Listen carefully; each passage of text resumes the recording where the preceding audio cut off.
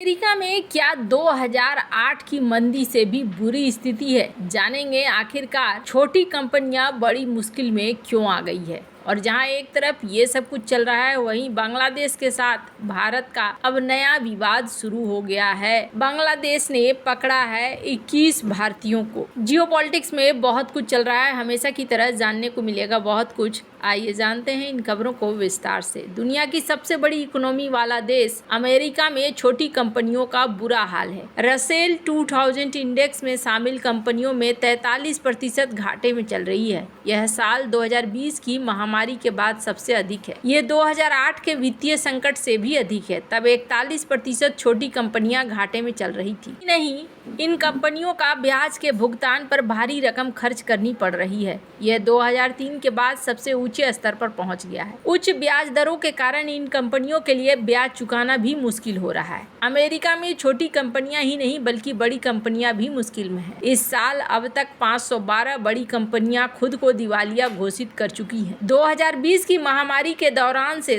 बस 6 कम है। महामारी के दौर को हटा दिया जाए तो ये 14 साल में सबसे बड़ी संख्या है। सितंबर से जहां 59 कंपनियां दिवालिया हुई हैं, वहीं अगस्त में 63 कंपनियों ने खुद को बैंकरप्ट घोषित किया है। सबसे ज्यादा 81 कंपनियां कंज्यूमर सेक्टर में बैंकरप्ट हुई है। इंडस्ट्रियल में 60 और हेल्थ केयर में 48 कंपनियां इस साल बैंकरप्ट हुई है। इस बीच अमेरिका का कर्ज तेजी से बढ़ता जा रहा है। ये $35.60 ट्रिलियन पहुंच गया है, जो इनकी इनकम का करीब 125% है। साल 2000 में अमेरिका पर $5.60 ट्रिलियन का कर्ज था, जो साल 2010 में $12.3 ट्रिलियन, 2020 में $23.2 ट्रिलियन पहुंचा था। यूएस कांग्रेस के बजट दस्तावेजों के मुताबिक अगले दशक तक देश का कर्ज $54 ट्रिलियन पहुंचने का अनुमान है। पिछले 3 साल में ही देश का कर्ज $10 ट्रिलियन से अधिक बढ़ चुका है। स्थिति ये हो गई है कि अमेरिका को रोज $1.8 अरब ब्याज के भुगतान में खर्च करने पड़ रहे हैं। इस परिस्थिति में चीजें पहुंच रही है। वैसे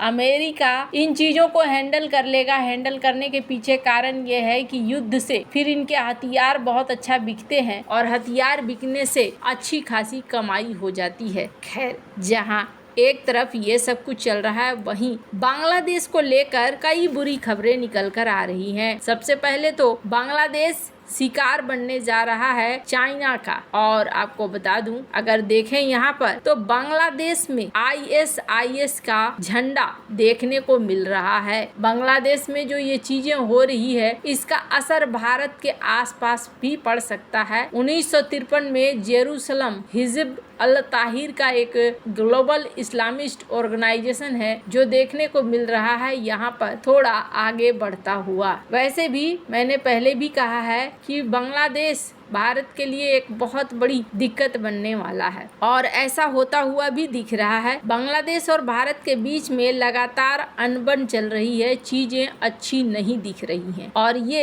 एक बड़ा ही अजीब सा माहौल बना रहा है बांग्लादेश और भारत के बीच में। बांग्लादेश की खुद की बात करें तो वहाँ खुद भी समस्याएं एक से ज्यादा बढ़कर है। स्क्रीन पर आप देख सकते हैं वर्ल्ड बैंक की एक रिपोर्ट, जिस रिपोर्ट में ये कहा गया कि इनकी ग्रोथ 2025 में बहुत बुरी रहने वाली है, और इस स्थिति में इनको बहुत मुश्किलों का सामना करना पड़ेगा। जिस तरीके से इनकी इंडस्ट्री डूब रही है, साथ ही साथ ये कहा गया कि इंडस्ट्री में ग्रोथ तो नहीं है, लेकिन एक चीज देखने को मिल रहा है कि जॉबलेस लोगों के लिए, यानी बेरोजगार लोगों की यहाँ पर बाढ़ आती जा रही है, और इसे संभालना सबसे बड़ी जरूरत है। वैसे इन सब के बीच में एक चीज और देखने को मिल रही है कि बांग्लादेश की यूनुस सरकार एक अलग ही फैसला ले रही है, और ये फैसला है RCEP को ज्वाइन करना। अगर ये RCEP को ज्वाइन कर लेते हैं तो समझ लीजिए कि यहाँ पर डंप करने का एक जगह मिल जाएगा चाइना को बांग्लादेश के अंदर। बांग्लादेश कई सारी बड़ी समस्याएं चाइना की दूर कर सकता है, और ऐसा करने के लिए उसे ज्यादा कुछ नहीं करना होगा,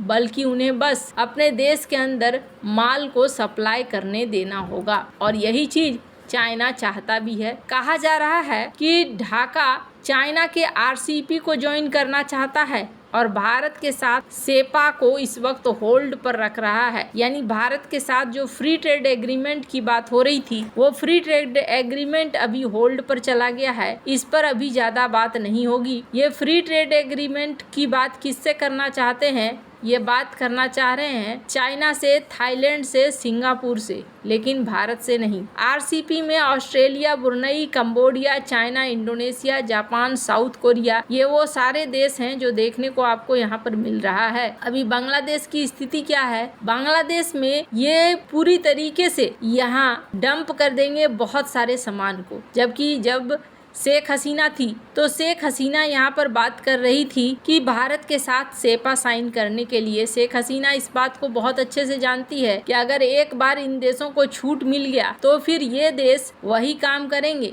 ये देश लगातार इसे एक बाजार समझकर यहाँ सस्ते माल को डिप्लॉय करना शुरू कर देंगे। कहीं न कहीं कुछ ऐसा ही चल रहा है जिसमें कि बांग्लादेश के भविष्य की तैयारी हो रही है कि बांग्लादेश को कैसे तबाह किया जाए। इसी बीच एक चीज और देखने को मिल रही है। स्क्रीन पर आप एक आर्टिकल देख सकते हैं। भारत के 31 मछुआरों को पकड़ लिया है बांग्लादेश ने और बांग्लादेश में डिटेन किया गया है।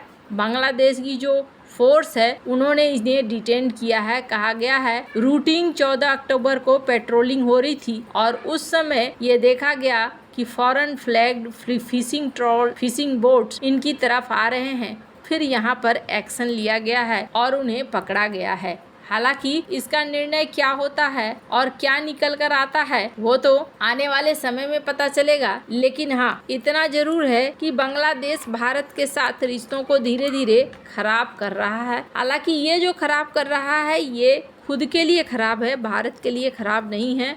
चाहे वो पाकिस्तान ही क्यों न रहा हो, पाकिस्तान इस चीज को रियलाइज कर रहा है, इस चीज को समझ रहा है कि यहाँ चीजें किस तरीके से अब एक बर्बादी के लेवल को पार कर गई है। खैर, ये जो चीजें जैसे जैसे बांग्लादेश के अंदर बढ़ रही हैं वैसे वैसे बांग्लादेश अपने लिए बड़ी मुसीबतों को बुला रहा है। ये चीज तो दिख रहा है। हालांकि अब अमेरिका का क्या रिएक्शन होता है, क्या ये चाइना की बढ़त को बर्दाश्त करता है या इसे रोकता है, आने वाले दिनों में आपको कई सारी चीजें देखने को मिलेगी। जैसा कि हमने आपको बताया था, यहाँ पर पहुंचे हुए हैं बांग्लादेश के आर्मी चीफ अमेरिका का क्या रिएक्शन होता है वो बहुत ज्यादा मायने करेगा। वैसे आपको क्या लगता है, क्या बांग्लादेश जो सोच रहा है वो सारी चीजें पूरा हो सकेगी या फिर उसे पूरा करना इनके लिए बहुत मुश्किल भरा काम होने वाला है? कमेंट कर अपनी राय जरूर बताएं। जल्द मिलते हैं अगले वीडियो में नई खबर के साथ।